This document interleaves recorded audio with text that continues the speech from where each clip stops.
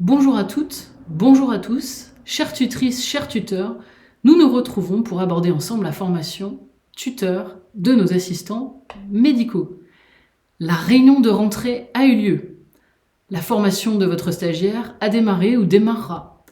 Il vous a partagé ses premiers ressentis. Quels sont-ils? Comment cela se passe-t-il?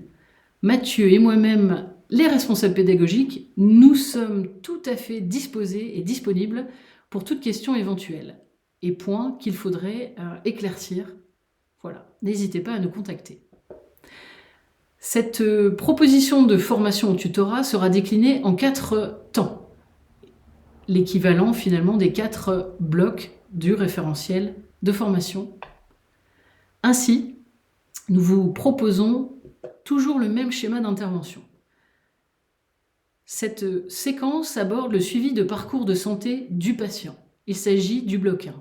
Ainsi, au cours de cette séquence, nous aborderons la présentation du bloc concerné, ici le bloc 1, de manière globale. Nous vous proposerons également un encadrement et une supervision des activités que vous pourrez mettre en place en lien avec ce bloc. Et en 3e point, une proposition de mise en situation professionnelle adaptée à votre cabinet et en lien avec le bloc développé. Ici, nous faisons un rappel sur les objectifs de formation au tutorat. Pourquoi nous avons décidé de mettre en place ces vidéos et cette réunion de rentrée que vous avez déjà eu l'occasion d'avoir. Il nous est paru important de vous accompagner et d'éclairer ce que peut représenter le tutorat au quotidien auprès de vos stagiaires. Ainsi, cette formation, elle est bien en lien avec des missions spécifiques de vos assistants médicaux et d'un cadrage légal de leur exercice professionnel. L'idée, c'est bien de faciliter vos conditions de travail au quotidien, chers médecins, en vous libérant du temps médical.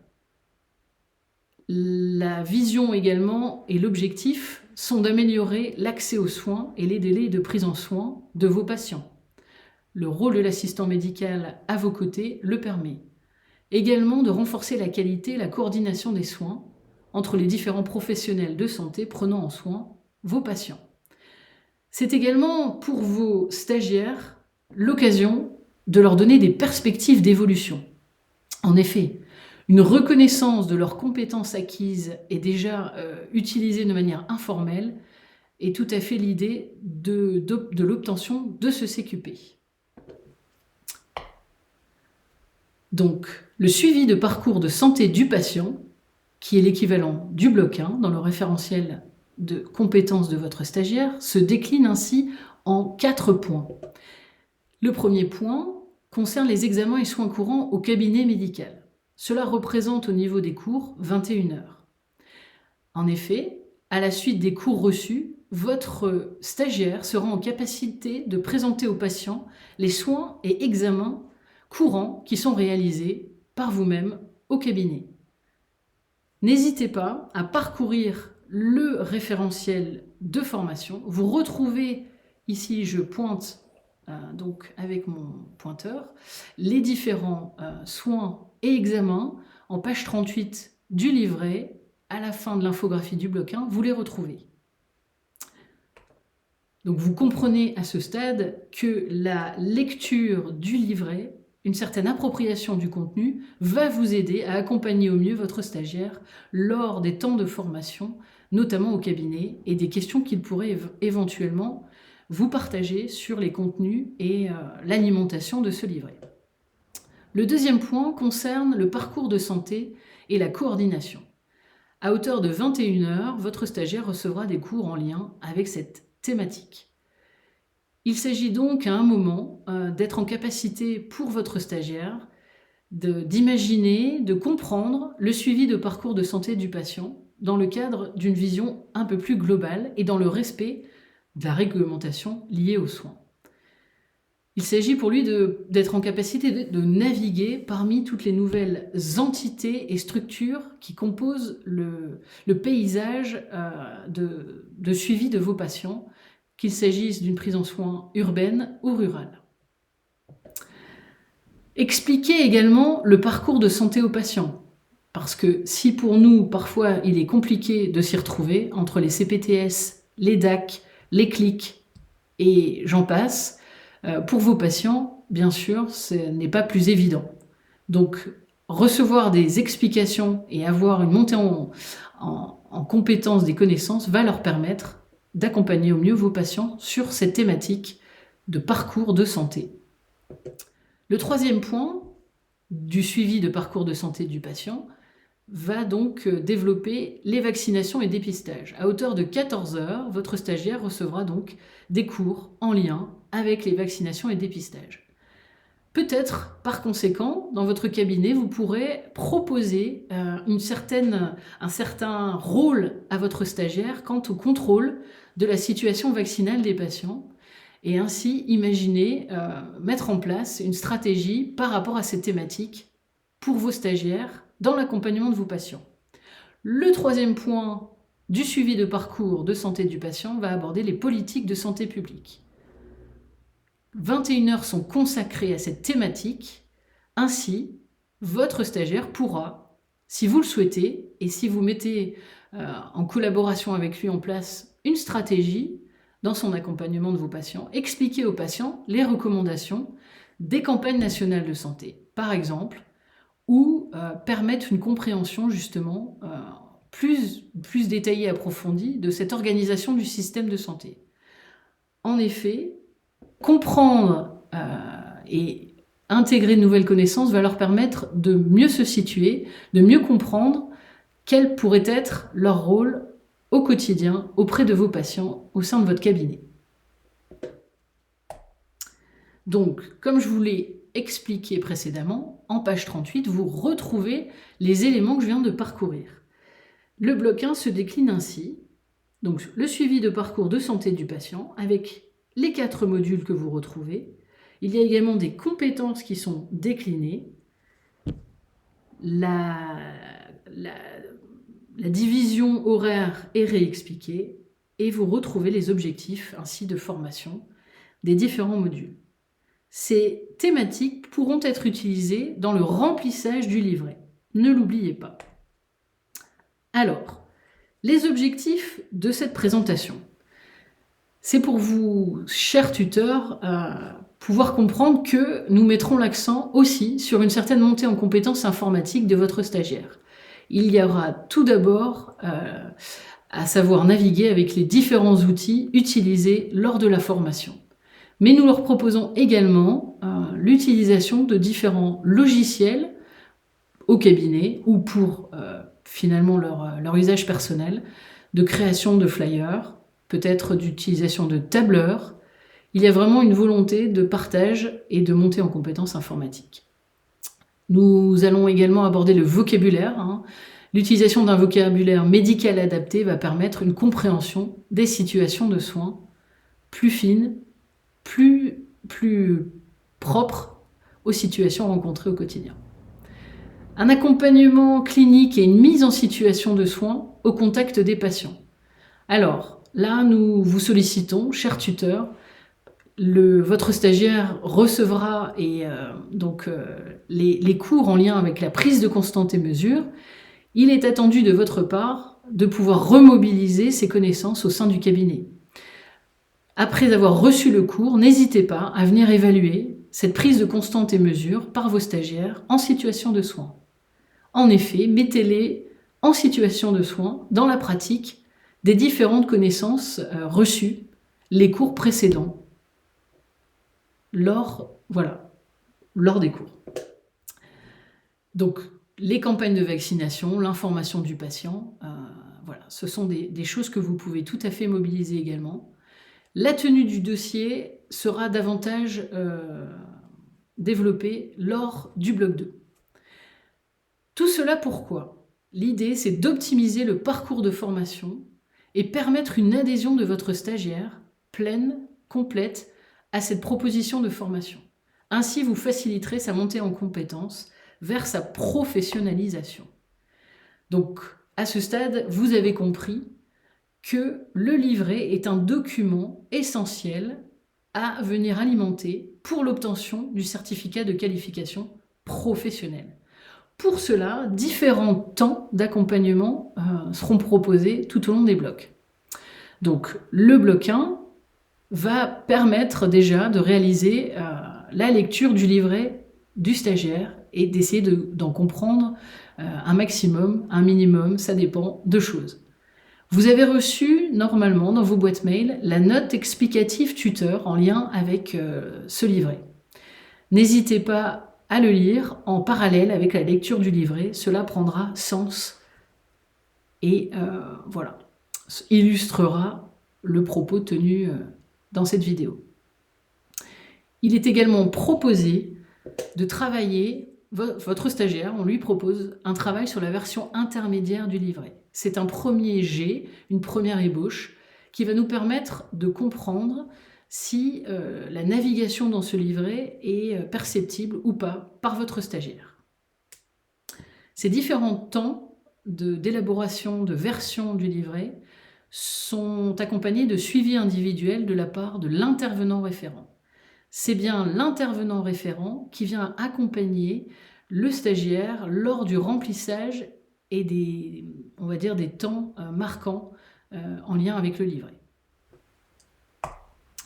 Donc, ce fameux livret, ce document officiel qui va permettre l'obtention du CQP, sera à la fin de la formation soumis à un jury. Ce jury certificateur, la CPNEFP, Commission paritaire nationale de l'emploi et de la formation professionnelle, va donc valider ou invalider le CQP de votre stagiaire. L'alimentation du livret va permettre de faire des bilans réguliers avec le formateur du centre de formation et puis l'intervenant référent. Cette alimentation, ce remplissage va également permettre de préparer les évaluations de chacun des blocs de compétences et ainsi finalement de formaliser le parcours de formation de votre stagiaire. Alors, si nous revenons sur le livret, voilà, il se présente ainsi. Il y a différentes parties qu'il compose. Il y a la partie stagiaire, la partie tuteur et la partie qui nous est réservée. Ici, j'aborde la partie stagiaire. Donc, pour le bloc 1, c'est la page 14. Votre stagiaire a à remplir les différentes tâches qu'il effectue au sein du cabinet. De la page 14, 15, 16, 17, ce sont les parties stagiaires. Puis viennent les grilles qui seront à remplir par vous-même, les grilles tuteurs. De la page 18 à 21, ce sont vos grilles et elles sont en lien avec les différents blocs. Donc vous avez bien 4 grilles à remplir. Pour le bloc 1, voici la grille en question. Par exemple, une compétence que je peux vous évoquer, vérifier le suivi par le patient de son protocole en recherchant les causes des écarts en matière de suivi. Puis vous avez à mettre maîtrisé, en cours d'acquisition, non maîtrisé et une observation qui vient argumenter. Donc, si je reviens sur cette compétence, prenons l'exemple d'un patient diabétique. Qu'est-ce qui est mis en place dans votre cabinet? Une première lecture, par exemple, du suivi glycémique et du carnet est faite par le stagiaire avant que vous voyiez en consultation le patient. Ainsi, les points de vigilance, des écarts de résultats glycémiques pourraient être évoqués avec vous avant de recevoir le patient.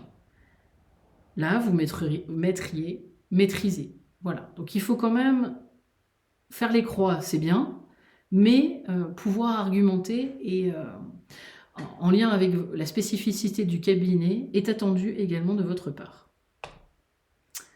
Sur cette slide, donc, ces évaluations écrites et orales concernent le SHEM, l'organisme de formation. Vous n'avez pas à remplir ces différentes grilles. Par contre, votre stagiaire a à comprendre les contenus. Donc c'est vrai que de la page 22 à 24, ce sont un peu plus, puisque c'est 2 pages à la fois, 22 à 28. Ces grilles nous concernent, elles concernent les évaluations écrites et orales que nous aurons donc réalisées en formation à la fin des différents blocs. Votre stagiaire reçoit les cours du bloc 1, il est évalué sur le bloc 1. Voilà la grille que nous utilisons. Elle se décline sur 2 pages et revient sur l'ensemble des épreuves qui concernent les différents modules. La compréhension des contenus va permettre à votre stagiaire de se retrouver et de faire le lien entre le cours reçu et l'évaluation concernée. Voilà. Alors, si nous revenons sur les propositions d'activités en lien avec le bloc abordé, s'il s'agit par exemple des examens et soins courants au cabinet, pourquoi ne pas demander à votre stagiaire de vous expliquer ou de vous présenter 1 ou 2 examens ou soins en lien avec le e-learning ou en lien avec l'activité de votre cabinet et d'évaluer s'il est en capacité d'aborder et de partager ses explications auprès des patients.